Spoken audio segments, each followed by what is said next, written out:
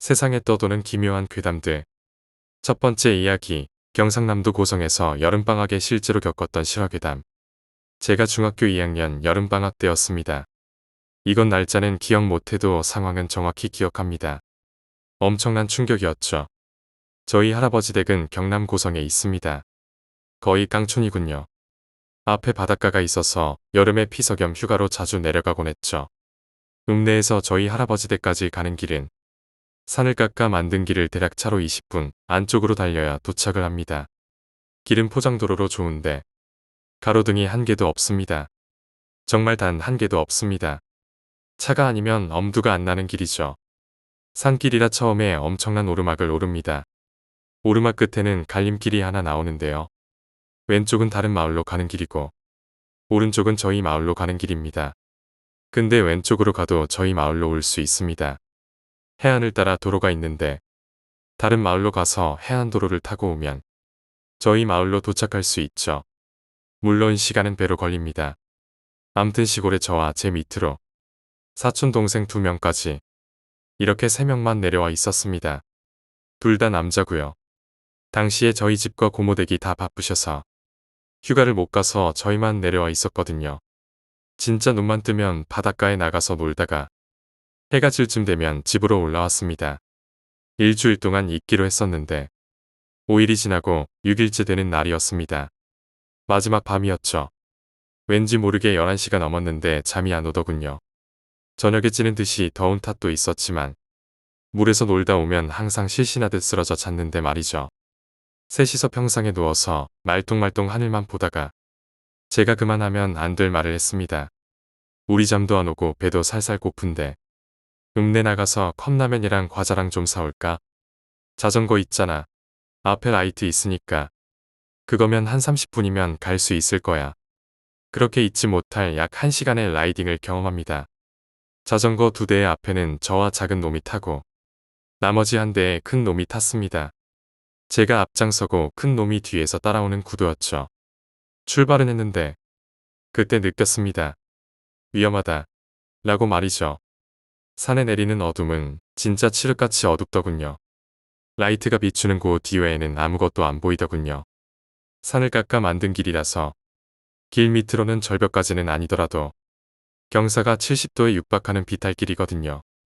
출발한 지 10분 만에 위험해서 돌아갈까도 생각을 했습니다. 그렇게 돌아갈까 말까 하는데 어느새 읍내에 도착을 했습니다. 별거 아니네 라고 생각을 했죠. 라면이랑 과자랑 음료수를 샀습니다. 음료수가 미지근하더군요.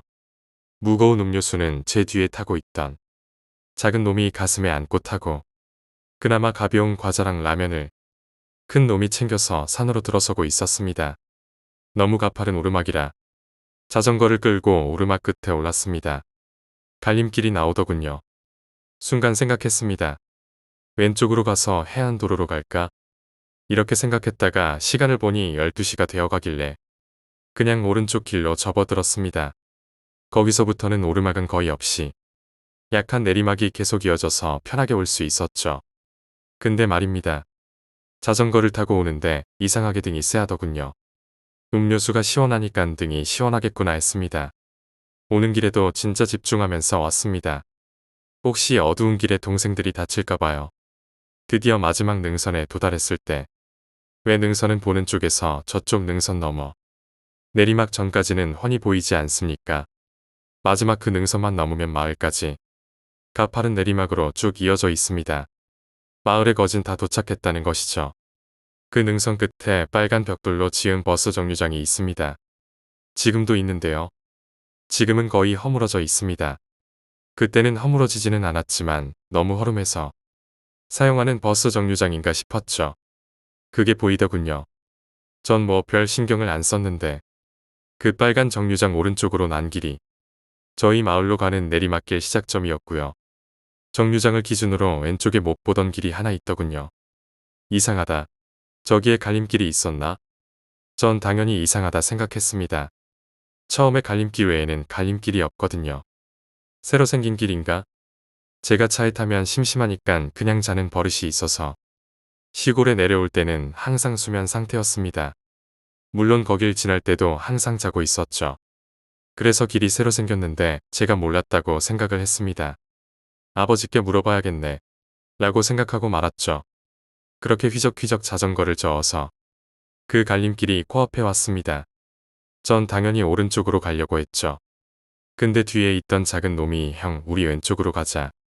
이러는 거 아니겠습니까? 그 말을 듣자마자 전 시골로 가는 내리막길을 날듯이 내달렸습니다. 내리막길이 경사도 있고 커브길도 많고 길어서 굉장히 위험했지만 전 제가 낼 수 있는 최고 속으로 정말 달렸습니다.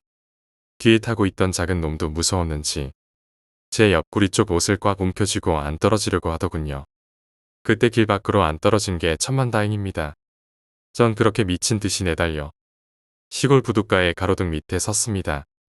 혼자 가파른 숨을 내쉬고 있었죠. 도저히 뒤를 못 돌아보겠더군요.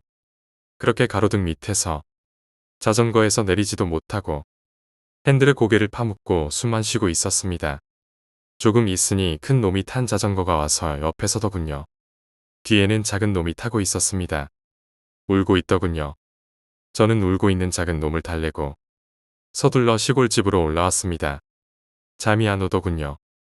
동생들에게는 아무 말도 안 했습니다. 이 얘기를 듣는 여러분들은 뭐지? 이런 반응이실 겁니다. 제 동생들은 절대 형이라는 단어를 안 씁니다. 생각해보니 작은 놈이 안고 있는 음료수는 엄청 미지근했습니다. 귀신이 산초입부터 제 뒤에 타고 있었던 거죠. 산초입부터 등이 서늘했거든요. 일단 달렸습니다. 귀신을 뒤에 태우고 달리는 기분 아십니까? 그리고 결정적으로 제가 오줌 지릴 뻔한 건요. 작은 놈은 이미 내리막 처음부터 떨어져 나갔습니다. 양손으로 음료수를 안고 있어서 급히 내려가자 튕겨 떨어졌죠. 그럼 내려오는 동안 제 옷자락을 움켜쥐고 있던 것은 무엇이었을까요? 그 일 있고 다음날 부모님이 오셨고 집으로 갔습니다. 왜 그 생각은 못했을까요? 제가 시골로 가면서 정류장을 지날 때 항상 자고 있었지만 시골에서 집으로 오며 정류장을 지날 때는 항상 깨어 있었다는 걸요. 물론 갈림길은 없었습니다. 그쪽에만 버스 정류장 때문인지 가드레일이 없이 바로 비탈길이라 떨어지기 십상이더군요. 한마디로 그냥 낭떠러지입니다. 그쪽에 가드레일 없던 건 알고 보니 아버지가 어리셨을 때 정류장 뒤에 엄청 큰 나무가 하나 있었는데 그 나무에 사람이 목을 메고 죽고 막 이래서 나무를 베어버렸다고 합니다. 이건 큰 고목께 들은 얘기였죠. 그리고 이 일 있고 난 후 제가 좀 커서 생각해보니 라이트를 비춘 고도에는 어두워서 잘 보이지도 않던 길이 왜 그 멀리 있는 버스 정류장과 갈림길은 그렇게 잘 보였는지 이야기를 요약하자면 칠흑 같은 어둠 속에서 자전거 라이트만이 유일한 빛이었고 음료수가 미지근해진 것과 등이 서늘한 것을 느낀 후 나와 동생들은 갑작스레 나타난 미지의 길을 피해 집으로 돌아오기로 결정했다. 하지만 내 옷자락을 잡고 있던 것은 동생이 아니었으며 정체불명의 길은 실제로 존재하지 않았고 버스 정류장 뒤에 비극적인 역사를 나중에 알게 되었다. 두 번째 이야기, 사람들을 살리는 점쟁이. 첫 번째 이야기입니다. 남편의 진급시험이 자꾸 미끄러져서 소문을 듣고 한 여인이 친정 어머니와 함께 점쟁이를 찾아갔습니다. 들어가자마자 점쟁이는 그 회사를 거기라고 말하면서 그 회사의 높이는 원래 그 높이밖에 안 된다며 더 높은 산을 올라가려면 더 높은 산을 찾아야지. 왜 이미 정상을 올라간 산에서 더 높이 올라갈 곳을 찾으려는지라며 거기서 계속 있으면 올라갈 곳은 하늘밖에 없다고 했습니다. 그 말을 듣고 여인은 친정 어머니와 고민 끝에 남편에게 회사를 옮길 생각이 없냐고 물었죠. 남편은 진급 때문에 스트레스를 받고 있었는데 아내가 직장 어쩌고 저쩌고 우르나니 화를 냈고 아내도 남편이 민감하게 반응을 해서 더 이상 말을 하지 않았습니다. 몇 달 후에 친정 어머니에게 이직 권유를 받았고 남편은 고심 끝에 이직을 했죠. 이직을 하면서 퇴직금에 사원들끼리 개를 묻어서 퇴직이나 경조사 때 챙겨주는 것들을 모두 받고 나왔습니다. 이직한 회사에서 근무하던 중 전 직장이 자금난에 시달린다는 말을 듣게 되었는데 같이 근무했던 후배에게 들으니 사업 확장을 하려고 투자를 했는데 그 사업에 참여했던 사람들 중 돈을 끌어모으고 나서 고의적 부도를 냈다고 합니다. 그 회사는 투자금 회수를 못한 부담과 얼마 후 외환위기로 인해 자금난에 시달리다가 부도가 났죠. 두 번째 이야기입니다. 어떤 남자가 아내와의 불화로 인해 점쟁이를 찾아갔습니다. 이유는 아내가 출산을 하고 나서 의기소침해져서 아이가 울어도 젖을 먹이려고 하지 않고 아이에게 화부터 내는 등의 증상이 있었는데요. 남편 되는 사람으로서는 아이도 안타깝고 부인도 원망하며 싸우기도 하고 달래기도 해보고 병원도 찾아가 보고 한마디로 별짓을 다 했더랬습니다. 이때에는 산후우울증이라는 개념도 없었고 있었다 하더라도 대부분 사람들이 모르거나 지나친 경우가 많았던 시절이죠. 어쨌든 점쟁이가 용하다는 소문에 이 남자 역시 점쟁이를 찾아가서 아내에 대해 이것저것 물으려고 하니 점쟁이가 하는 말이 아이 낳고 몸이 허해졌으니 친정 가서 요양을 하면 자연히 나아질 거라고 말을 했습니다. 문제는 당신의 아이야 라고 말했죠. 남편은 깜짝 놀라서 용하기는 용하구나 라고 생각했습니다. 점쟁이는 남편에게 아이가 밤에 돌아다니거나 잠든 자리와 잠을 깬 자리가 다르면 시골로 보내라고 겁니다. 점쟁이가 하는 말이 무슨 말인지 이해가 되지 않아서 아이에 관해 물으려고 하니 시간이 흘러도 내 말을 잊지 말고 그렇게 하라며 돌려보내려고 하니 남편도 의문이 있었지만 어쩔 수 없이 그냥 나오게 됩니다. 남편의 생각은 지금 특별히 문제가 일어난 것도 아니고 시간이 흘러서 아이가 잠든 자리와 잠을 깬 자리가 다르다는 말이 그때는 이해가 되질 않았죠. 어쨌든 남편은 아내와 아이를 친정으로 보냈고 얼마 후 아내의 증상이 없어지고 예전처럼 돌아와서 가정은 다시 화목하게 살아갔습니다. 몇 년이 흐른 후에 아이가 잠이 든 후에 새벽에 화장실에 데려가려고 아이의 잠든 곳을 보면 아이가 없어서 집안 여기저기를 찾아다니는 사건이 발생하는데 한 번은 부엌에서 발견이 되고 화장실을 혼자 가기 무서워라 하는데 방에서 잠든 것을 보고 자신도 잠이 들었죠. 어느 날은 화장실에서 자고 있어서 다시 잠을 재우고 다음날 아이에게 물어보니 기억이 나지 않더랍니다. 남편과 아내는 아이의 잠자는 모습을 밤을 새서 보기로 결정하고 아이를 재우고 지켜보기 시작합니다. 아이가 눈을 감는 것인지 실눈을 뜨는 것인지 모르지만 몇 시간 지나고 아이가 일어나 방 여기저기를 돌아다니다 다른 방으로 건너갔고 돼지 저금통을 들어서 바닥에 깨고 앉아서 돈을 세고 있는 것을 아내가 아이의 등짝을 때리며 깨우고 다음날 병원에 가서 검사를 했습니다. 의사의 말이 아이들이 몸이 허하면 가끔씩 목류병 증상을 보인다고 합니다. 남편은 그때까지 잊고 있었던 점쟁이의 말이 생각나 다시 찾아갔습니다. 점쟁이는 의사의 말이 맞다며 시골에서 요양을 시키고 학교도 시골에서 다니도록 하라고 말을 했습니다.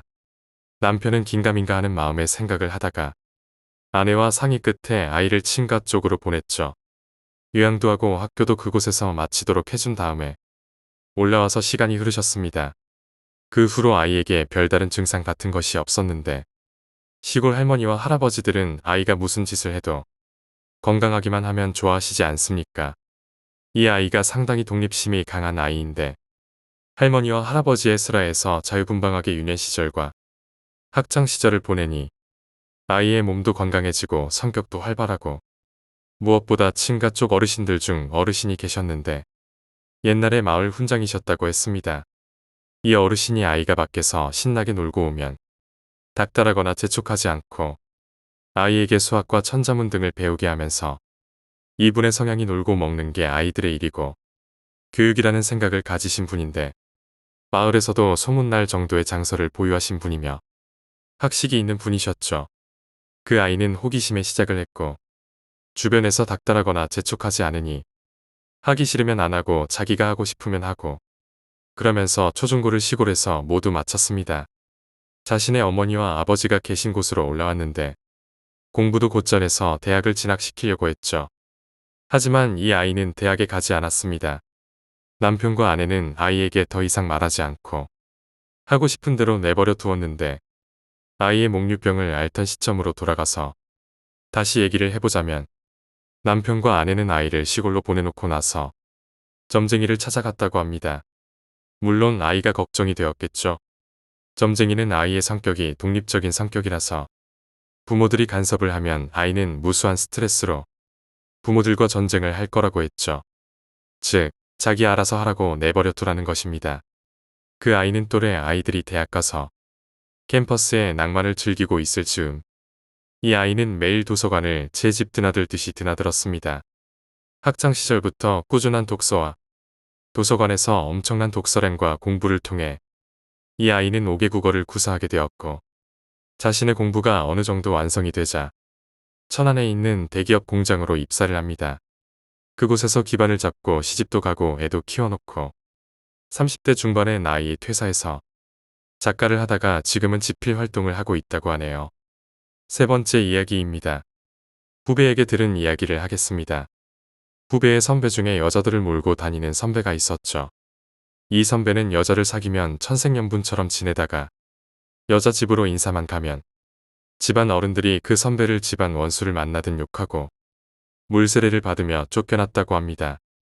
그 선배는 나에게 뭔가 시연나라며 농담을 했을 때 그 후배가 어디 가면 용한 점쟁이가 있다며 가르쳐줬는데 그 선배는 미신은 믿지 않는 사람이었죠. 하지만 그런 일을 한두 번 당한 것도 아니고 가서 손해보는 것은 아니니 그 점쟁이를 찾아갔습니다. 점쟁이는 그 선배의 얼굴을 이리저리 살펴보고는 메모지를 꺼내서 약도와 주소를 적어주고 집에 주워온 거울을 들고 메모지에 적힌 장소로 찾아가라고 했습니다.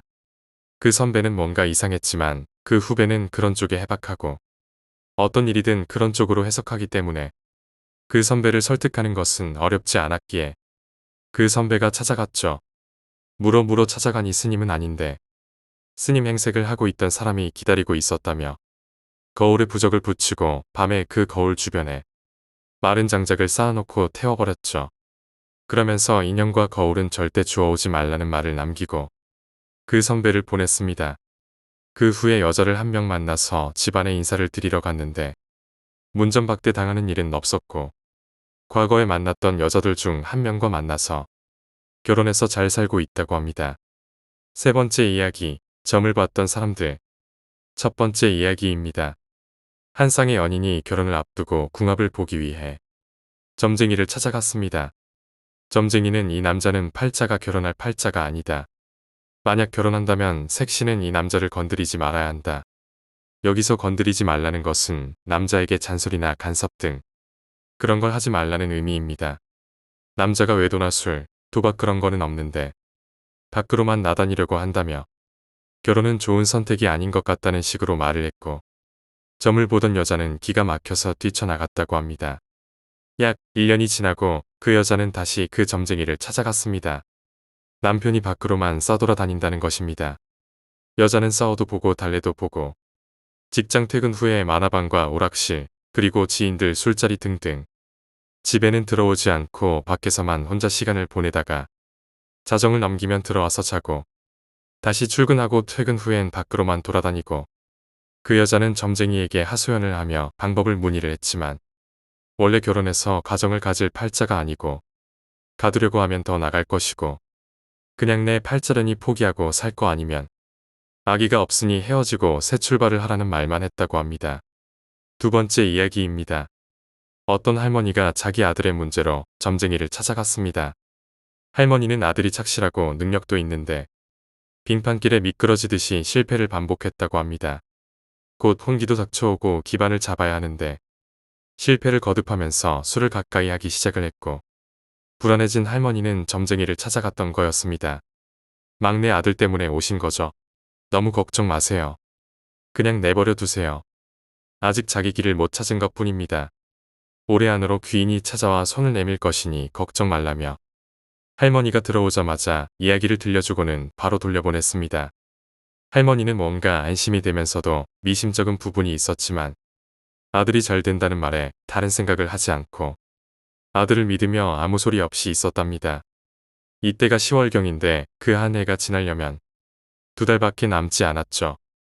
11월 말 즈음 할머니의 아들이 마음을 다잡고 다시 출발하기 위해 등산을 갔다고 합니다. 하산을 하던 중 어떤 중년의 아저씨로부터 막걸리 한 사발을 같이 하자는 제안을 받았고 그 아들도 산속에서 막걸리의 유혹에 이끌려 막걸리를 먹으며 경치 감상과 함께 그 중년의 남자와 이런저런 이야기를 하면서 연락처를 주고받고 헤어졌고 다음날 그 중년의 남자에게 연락을 받고 나가 임시직으로 채용이 되었는데 그 아들이 실패를 많이 겪어봐서 그간의 실패를 그냥 넘기지 않았다는데 나름의 통찰력 같은 게 뛰어났고 천성이 부지런하고 자기 관리가 철저해서 그 아들이 뭔가를 시작하면 최선을 다하는 스타일이었죠. 그 중년의 사람이 어떤 일을 시키면 시키는 일마다 똑부러지게 처리를 했다고 합니다. 그 중년의 사람이 중견기업 사장이었는데 사세를 확장하기 위해서 인수를 했던 회사를 맡길 사람을 찾고 있던 중 산에서 만나 초고속 승진으로 지사의 중역으로 올라가서 차후 그 지사를 인수 후 지금도 열심히 사업을 하는 중이랍니다. 세 번째 이야기입니다. 점쟁이가 찬거리를 사기 위해 시장을 가던 중 어떤 여인을 보고 이름을 바꾸라고 던져주고는 궁금하면 이리로 찾아오라는 메모를 남기고 자리를 떠났다고 합니다. 그 후에 그 여인이 궁금해서 그 점쟁이를 찾아갔는데 이유는 말을 해주지 않고 무조건 이름을 바꾸라고 했더랍니다. 그 여인은 점쟁이의 말에 장명소를 알아보고 이름을 바꿨는데 여기서 대박이 터집니다. 그 여인은 모 기업의 투자자였는데 모 기업의 공장을 건설하는데 어떤 사람과 돈을 같이 합쳐서 투자를 했던 동업자가 한 명이 있었죠. 이 남자가 기업의 자금에 손을 대기 시작했고 그 규모가 날로 커져서 이젠 손을 쓸 수 없는 지경까지 갔습니다. 이때까지 이 여인은 그 사실을 모르는 상태였고 그 남자는 결국 생각한 게 그동안 기업에서 빼돌린 돈을 챙겨서 해외로 튀려고 계획 중이었고 자금을 합쳐서 투자를 했기에 그 여인도 의심을 살 수밖에 없는 상황이었습니다. 그 동업자는 여인에게 자신이 가진 지분을 매입 시점보다 싸게 넘겼고 그 여인은 아무것도 모르는 상황에서 그 남자가 해외로 도피를 했죠.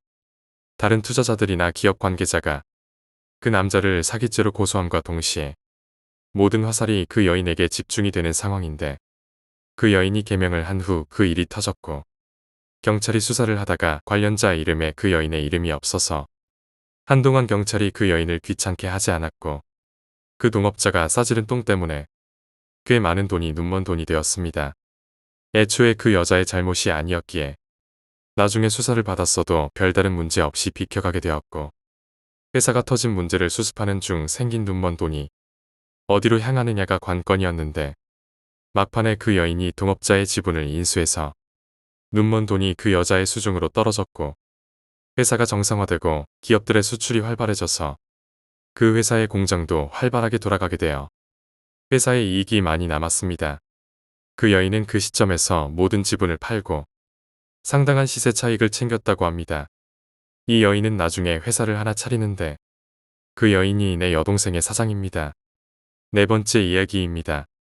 그 점쟁이가 용하다는 소문에 사람들이 많이 찾아왔는데 그 점쟁이를 시험해 보고 싶은 나쁜 생각을 가진 어떤 아줌마가 찾아갔습니다. 이 아줌마는 결혼 후 남편과 사별을 했는데 이 아줌마의 심보가 얼마나 고약하냐면 남편은 병석에 누워있는데 이 아줌마는 남편의 병수발은 들지 않고 외도의 밖으로만 싸돌아다녔다고 합니다. 그러다 남편이 사망했는데 이 점쟁이를 찾아갔을 때는 다른 남자와 결혼해서 아이들을 다 키워놓은 시기였습니다. 그 점쟁이를 찾아갔죠. 죽은 전 남편의 사주를 들고 가서 자신과 궁합이 맞냐고 물어봤는데 그 점쟁이가 일어서서 밖에 나갔다 오더니 물을 한 바가지 뿌리고 그 옛날에 빨래 다지는 방망이 아시죠? 사극 같은 거 보면 돌 위에 올려놓고 여자들이 마당에서 방망이로 두드리는 거. 그 방망이로 그 아줌마를 뒤지게 패면서 하는 말이 이 죽일년 같으니라고 여기가 어디라고 죽은 사람의 사주를 가져오느냐며 남편의 병수발은 못들 망정 그게 사람으로서 할 짓거리냐며 뒤지게 팼다고 합니다. 다섯 번째 이야기입니다. 소리 소문 없이 사라진 아내를 찾던 남자가 그 점쟁이를 찾아왔습니다. 점쟁이는 남자에게 왜 그렇게 안사람을 닥달했냐며 꾸중을 했고 자기 발로 나갔으니 자기 발로 들어올 거라고 찾지 말고 기다리라고 했죠. 만약에 찾는다면 더더욱 깊은 곳에 숨을 것이라고 했는데 남자는 당장 집에서 아이들이 엄마를 찾아서 울고 있고 집안 살림에 이런저런 혼란한 상황에 처해 있었습니다. 점쟁이가 용하다는 소문만 듣고 갔는데 기다리라 하니 복채도 주지 않고 성질을 부리며 그 집을 나섰고 계속 찾아다녔다고 합니다. 그런데 언제부터인가 이곳저곳에서 목격자들이 발견이 되었고 그 사람들의 증언에 따라 이곳저곳을 찾아다녔는데 갈수록 흔적은 없어지고 시간이 지날수록 찾기가 더 어려워졌다고 하네요. 남자는 다시 그 점쟁이를 찾아갔고 점쟁이의 말이 그때 가만히 있었으면 어쩌면 이곳에 같이 왔을 수 있었는데 더 꼭꼭 숨어버렸다고 했죠.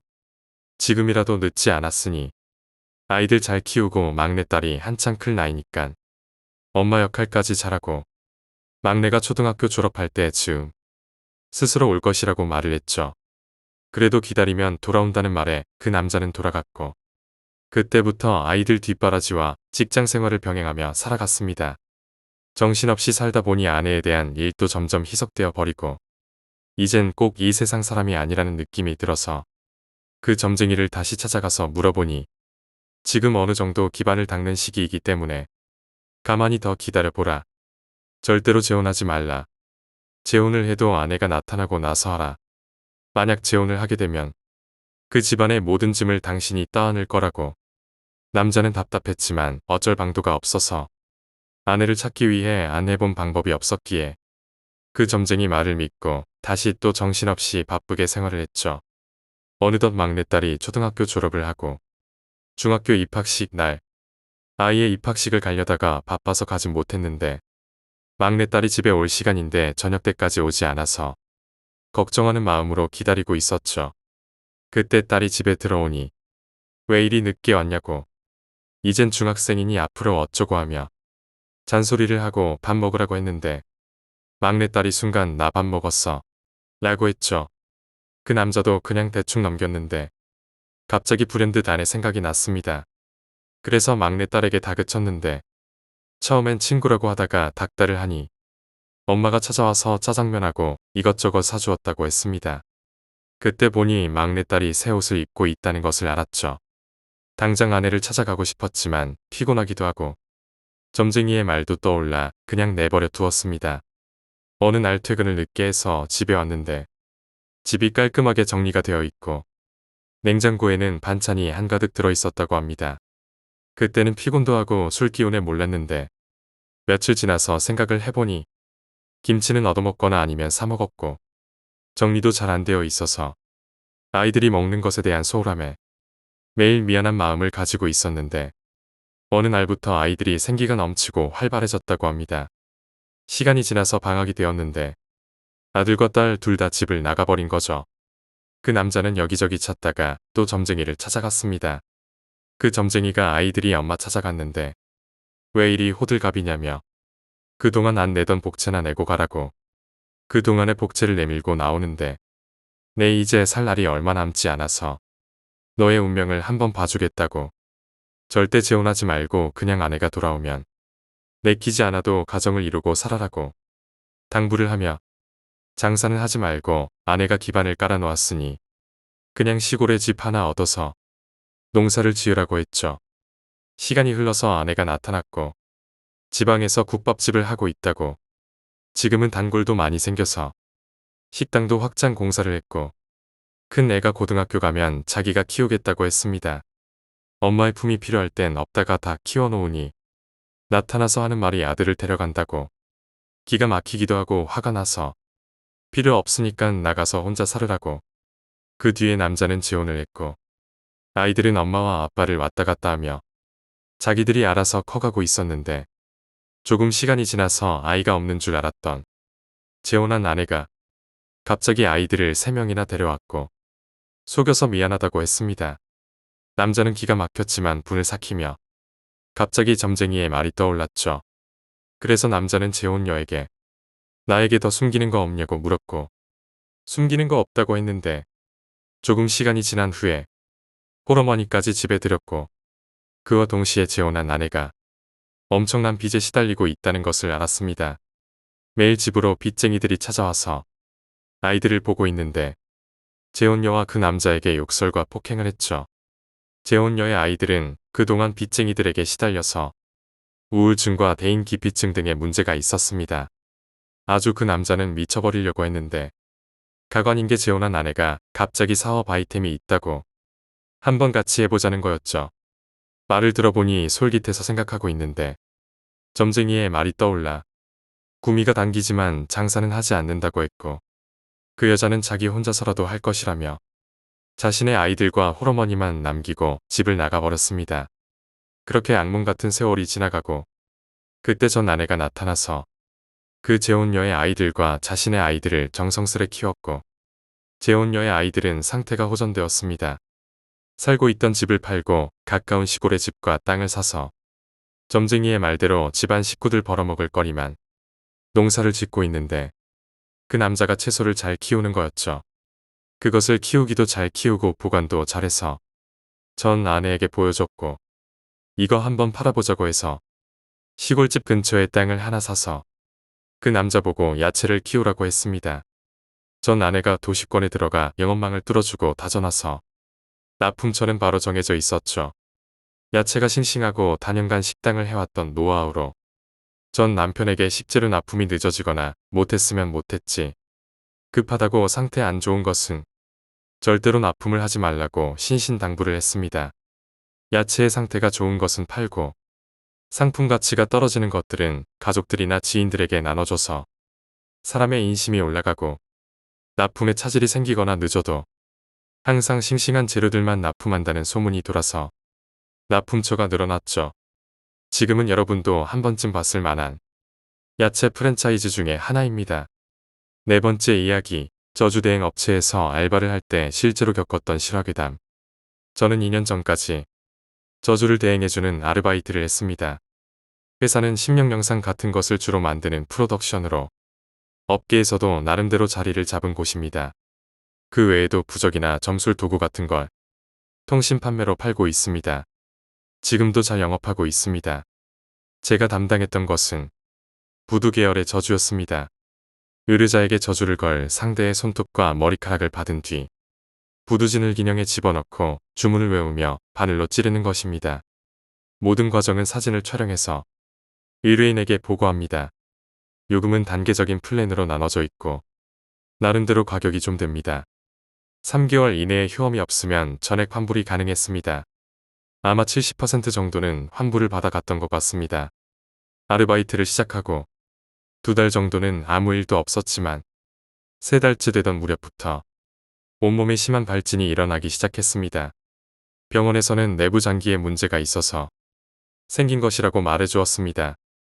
그 무렵부터 제 주변에서 이상한 일이 계속 일어나기 시작했습니다. 우선 키우고 있던 고양이가 저를 피하기 시작했습니다.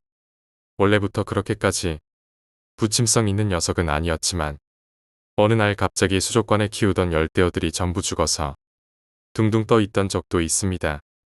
뜰에 있는 나무 한 그루가 말라 죽었고 주변에는 바퀴벌레나 파리 같은 벌레가 드글드글했습니다.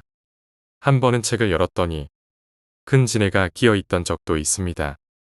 하지만 집이 외곽 쪽 동네에 있어서 그럴 수도 있겠다 싶을 정도였습니다. 하지만 얼마 뒤부터 아버지의 모습이 점차 이상하게 변해갔습니다. 아버지는 아직 50대이며 꽤 엄격한 회사에 다니십니다. 그런데 새벽 3시가 넘으면 잠옷 차림으로 집 밖으로 나가셨습니다. 그리고 1시간 정도 지나서 돌아오시는데 손이 진흙투성이이고 손톱 안까지 흙이 빽빽하게 차 있습니다. 게다가 큰 소리를 내면서 나가시는데도 아침에 물어보면 나간 적이 없다고 대답하십니다. 같이 살던 누나네 3살 난조카가 자다가 배를 혼자 쥐어뜯어 피투성이가 된 적도 있었습니다. 물론 죄다 우연히 겹친 것이라고 하면 할 말은 없지만 저도 그 무렵 매일 같은 꿈을 꾸고 있었습니다. 제가 방 침대에서 자고 있으면 7명의 사람이 저를 둘러싼 채로 내려다보는 겁니다. 한 번도 본 적 없는 사람들이었습니다. 다들 잠옷 같은 것을 걸치고 저를 내려다보며 아무 말 없이 고개를 내젓고 있었습니다. 이런 꿈을 2주가량 계속 꾸었습니다. 괴상한 일들이 이어지다 보니 저주대행 아르바이트가 마음에 걸리기 시작했습니다. 친구에게 상담을 했더니 점을 보는 지인을 소개해줬습니다. 영업하다기에 한번 만나보기로 하고 약속을 잡았습니다. 아니나 다를까 저주대행 아르바이트 때문에 점점 나쁜 기운들이 몰려들고 있다는 말을 들었습니다. 특히 부두 계열 저주는 본인보다는 주변에 아끼는 것들에게 재앙이 몰린다고 합니다. 나를 꿈속에서 내려다보던 7명은 미사키라는 것으로 나를 지키는 7명의 조상인 것 같다고 하더군요. 나는 일주일 뒤에 아르바이트를 그만두었고 거짓말처럼 이상한 일들이 싹 사라졌습니다. 발치는 2달 정도 있다가 나았습니다. 그 후 추석날 가족끼리 근처에 있는 위패를 모신 절에 성묘를 갔습니다. 후미진 곳에 있는 무덤 주위의 흙이 유골함이 보일 정도로 마구 파헤쳐져 있었던 것이 지금도 기억에 남아 있습니다. 5번째 이야기, 귀신 들린 금고. 예전에 체험한 실화입니다. 개인적으로는 정말 무서웠지만 다른 사람이 볼 때는 어떨지 모르겠습니다. 시골에 살고 있지만 면허가 없어서 근처 편의점에 갈 때는 걸어서 갑니다. 편의점까지 가려면 숲이 우거져서 터널 같은 길을 30m 정도 지나가야 합니다. 일주일에 3번 정도는 지나가는 길이라 눈에 익은데 어느 날 터널 중간 즈음에 있는 공터에 웬 금고가 나뒹굴고 있었습니다. 금고는 잠겨 있어서 열리지 않았습니다. 그날은 별 생각 없이 지나갔는데 2주쯤 지나도 그 금고는 계속 그 자리에 있었습니다. 가족들에게 금고 이야기를 했더니 정말 있냐는 반문이 돌아왔습니다. 나는 증거 삼아서 사진을 찍어 보여주기로 하고 그 다음 날 사진을 찍어왔습니다. 역과 편의점은 반대 방향에 있어서 가족들은 그 길을 다닐 일이 없어서 금고를 보지 못했나 봅니다. 찍어온 사진을 가족들에게 보여주고 꺼림칙하다느니 이런저런 이야기를 나누었습니다. 그리고 다음날 저와 사진을 본 가족들은 원인 불명의 고열로 쓰러지고 말았습니다. 가족 4명 중 유일하게 사진을 보지 않았던 사람만 멀쩡했습니다. 나는 열이 42도까지 치솟아 병원에 후송됐는데 병원에서도 마땅히 문제는 없다는 진단만 나올 뿐이었습니다. 사진을 본 가족들은 둘 다 38도 정도까지 열이 올랐었고요. 병원에서는 사흘 정도면 나을 거라고 했지만 일주일이 지나도록 열은 40도 근처에서 떨어질 조짐이 없었습니다. 혈액 검사에서도 문제가 없었고 독감도 아니었습니다. 종종 목을 졸리는 것 같은 감각이 덮쳐왔지만 편도선이 부은 탓이라 생각했습니다. 지금 와서 생각해보면 머리카락으로 목을 꽉 조르는 것 같은 느낌이었습니다. 목에는 무의식적으로 스스로 핥힌 상처가 수도 없이 생겼습니다. 열 때문에 몽롱한 의식 중에 문득 내 머릿속에는 그 금고 사진이 떠올랐습니다. 그러고 보니 그 사진을 찍은 다음 날부터 열이 났다는 것도 말입니다. 곧바로 사진을 지워버리자 계속 느껴지던 오한이 약간은 사라진 것 같은 느낌이 들었습니다. 그리고 다음 날 거짓말처럼 열은 떨어졌습니다. 남은 것은 지친 몸과 여기저기 느껴지는 근육통뿐이었습니다. 그 금고는 무언가 위험한 존재였던 걸까요? 사진을 지운 것만으로 멀쩡해지다니 믿을 수는 없지만요.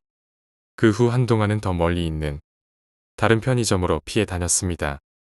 하지만 사흘 전에 무심코 그 숲길을 다시 지나가게 되었습니다. 금고는 아직 거기에 있었습니다. 이전과 다른 것은 금고의 문이 비틀려서 열려 있었다는 것이었습니다. 사진만 봐도 그렇게 경을 쳤는데 그 금고를 열어젖힌 사람이 어떤 꼴을 당했을지 생각하기도 무섭습니다. 6번째 이야기, 지진. 직접 겪은 일입니다. 나는 부동산 일을 하고 있습니다. 올해 3월 후쿠시마에 출장을 갔다가 손님을 차로 데려다 줬습니다. 도쿄로 돌아오기 전에 대지진이 일어났던 현장을 보고 싶어 밤에 해안도로를 달리고 있었습니다. 그런데 갑자기 해안도로 옆에서 어린 아이 둘이 튀어나와 그대로 치고 말았습니다. 부딪히는 순간 죽었겠구나 싶더군요. 쾅하는 충격이 있고 순간 멍했습니다. 하지만 곧바로 큰일 났다고 생각했습니다. 솔직히 도망갈까 싶기도 했지만 그대로 경찰에 신고했습니다. 차마 생사를 확인하는 것이 무서워서 차에서 내리지 못하고 회사 상사와 경찰에게 연락했습니다. 처음에는 당황해하던 경찰관이 상황을 설명하는 사이 차분해져 갔습니다. 내가 기겁하고 있자 안정시키려 천천히 말을 해주더군요. 설명이 대충 끝나갈 무렵 경찰관은 천천히 말했습니다. 정말로 사람을 친 게 맞습니까? 무슨 말을 하는 건가 싶었지만 나는 네 라고 대답했습니다. 그러자 경찰관은 직접 확인해보라고 말해 나는 조심스레 밖으로 나왔습니다. 차에는 충돌한 흔적도 없고 아이들의 모습도 보이지 않았습니다. 어두운 도로 위를 핸드폰 플래시로 비추며 10분 정도 근처를 돌아봤지만 사고의 흔적은 아무데도 없었습니다. 어안이 벙벙해져 이게 무슨 일인가요? 라고 경찰관에게 묻자 지진 이후에 자주 있는 사건이라는 대답이 돌아왔습니다. 많게는 하루 20번 정도까지 같은 신고가 들어온다는 것입니다. 게다가 경찰관의 말에 따르면 요새 해안도로에는 늦은 밤에 다니는 사람이 절대 없다고 합니다. 일단 면허증 번호는 알려줬지만 최대한 빨리 돌아가라는 대답만 받고 그대로 끝났습니다. 7번째 이야기, 이상한 아줌마. 지금 와서 돌이켜보면 식은땀이 나는 이야기입니다.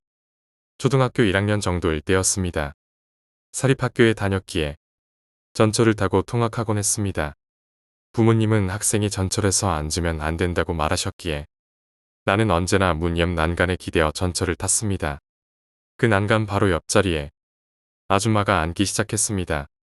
처음에는 안녕이라던가 날씨 좋네 라며 가벼운 인사를 나누는 정도였습니다. 하지만 한 달 정도 지날 무렵부터 엿이나 과자 같은 것을 주기 시작했습니다. 솔직히 나한테는 필요가 없었습니다. 학교에 가지고 가면 선생님이나 괴롭히는 아이들한테 뺏길게 뻔했으니까요. 집에서 낯선 사람한테 음식을 받으면 안 된다고 누누이 들었던 것도 있었고요. 하지만 아줌마는 온화한 얼굴의 사람이었기에 거절하는 것도 미안했습니다. 결국 나는 과자를 받으면 몰래 학교 쓰레기통에 버리게 되었습니다. 빼앗기는 것도 싫고 친구가 별로 없었기에 다른 친구에게 줄 수도 없었으니까요. 그렇다고 집에 가지고 돌아갈 수도 없고 그렇게 일주일 정도 지났을까요. 아줌마가 크고 검은 비닐 봉지를 들고 평소 자리에 앉아 있었습니다. 평소에는 내가 타고 나서 그 다음 역에서 탔었는데 나는 별 생각 없이 평소처럼 멍하니 난간에 기대었습니다. 곧 학교 근처 역에 도착할 무렵 아줌마는 봉지 안에 손을 헤집어 넣었습니다. 오늘도 과자를 주려나 싶어 그 봉지를 슬쩍 봤습니다. 그런데 그 안에는 내가 받았던 그리고 내가 버렸던 과자가 가득 들어 있었습니다. 그걸 보는 순간 사고가 멎어 아무 생각도 할 수 없었습니다.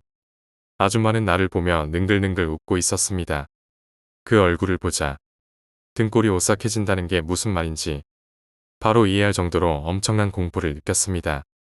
아줌마는 딱 한마디 무표정하게 말했습니다.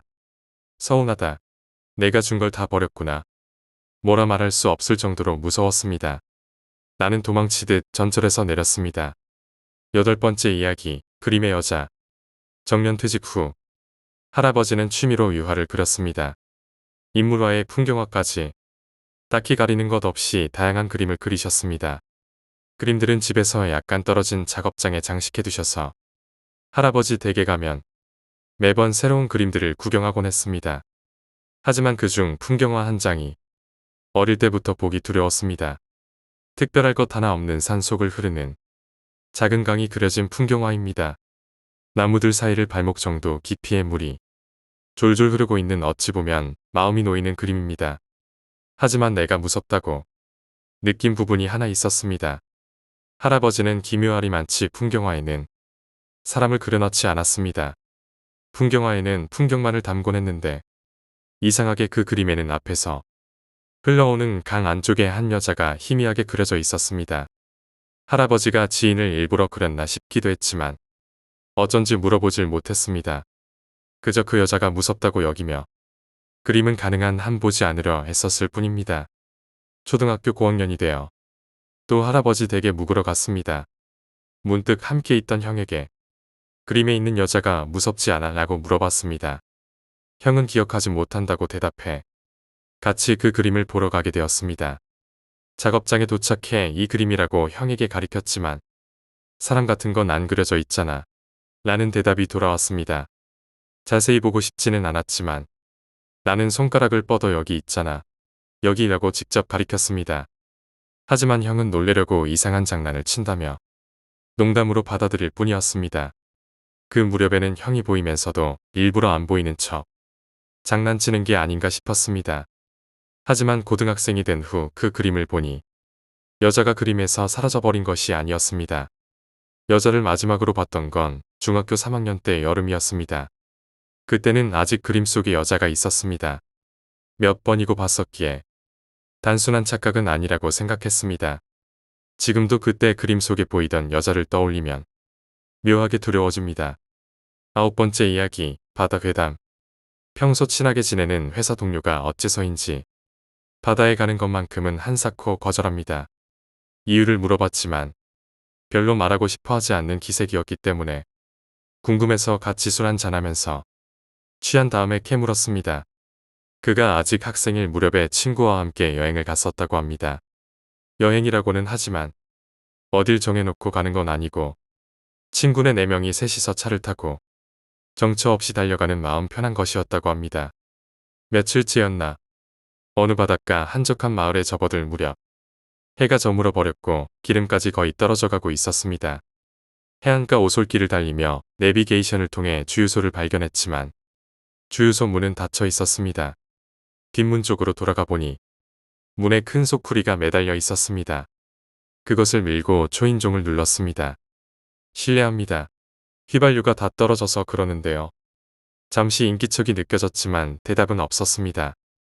무시하나 본데 동료는 왠지 화가 뻗쳐서 다시 초인종을 누르고 소리쳤습니다.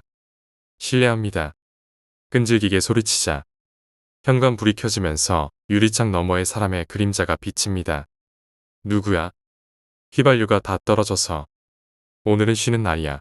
말을 다 마치기도 전에 화난 것 같은 목소리가 돌아옵니다. 어떻게 좀 안 될까요? 안 되면 오늘은 장사 접었어. 어쩔 도리도 없이 동료와 친구는 차에 돌아왔다고 합니다. 어쩔 수 없네. 오늘은 그냥 여기서 자자. 해 뜨면 대놓고 찾아가서 바로 기름 넣고 떠나자. 그렇게 차를 세울 만한 곳을 찾아 마을의 이곳저곳을 돌아다녔습니다. 하지만 주유소뿐만 아니라 모든 가게와 집이 문을 닫고 있었습니다. 자세히 보면 어느 집이고 처마 끝에 바구니나 소쿠리를 매달고 있습니다. 무슨 축제라도 하나? 그런 것 치고는 너무 조용한데 바람이 너무 세서 안 되겠는데 저기 세우자. 그곳은 산기슭에 있는 작은 신사였습니다. 바다를 향해 쭉 뻗어 있는 돌계단 아래에 차를 세웠습니다. 작은 주차장처럼 울타리가 있어 바닷바람을 막아줄 듯 했지요. 신사 기둥문 그늘에 차를 세우자 주변은 이미 어두워진 후였습니다. 할 일도 없겠다. 동료는 친구와 이야기나 좀 나누다 목포를 덮고 운전석에서 잠을 청했다고 합니다. 몇 시간이나 지났을까요? 개가 으르렁대는 소리에 눈을 뜨게 됩니다. 주변에서는 강렬한 비린내가 나고 있었고 개는 바다를 향해 이빨을 드러내고 으르렁대고 있었습니다. 친구도 눈을 떴는지 어둠 속에서 눈만 껌뻑이고 있었습니다. 달빛에 비친 바다는 낮에 본 것과는 달리 기분 나쁠 정도로 고요했습니다. 살풍경한 콘크리트 암벽에 꿈틀거리는 파도가 비칩니다. 처음 그것은 바다에서 기어나오는 굵은 파이프나 통나무처럼 보였습니다. 뱀처럼 몸부림치며 천천히 모트에 올라왔지만 이상하게 소리는 들리지 않았다고 합니다.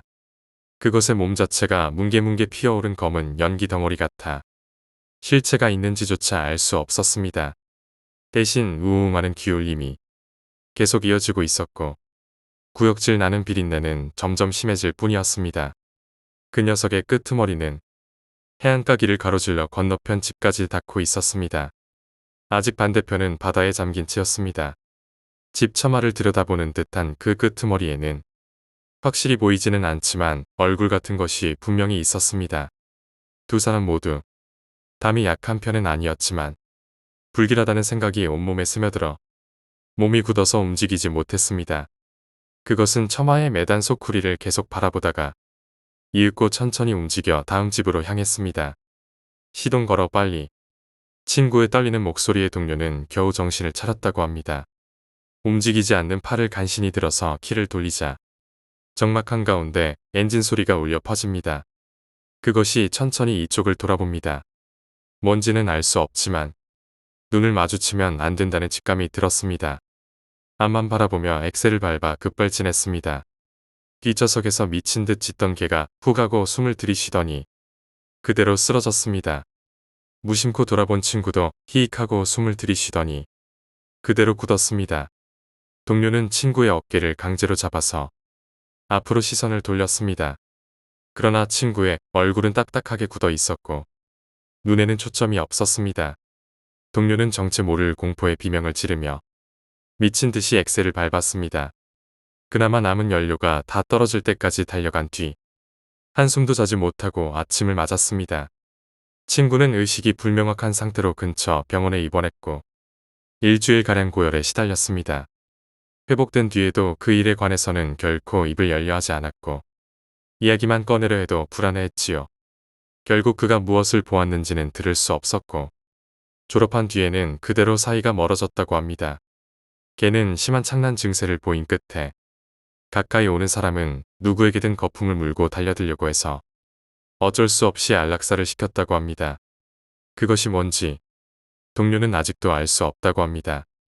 하지만 그 이후 지금까지 바다에는 절대로 가까이 가지 않고 있다는 것입니다.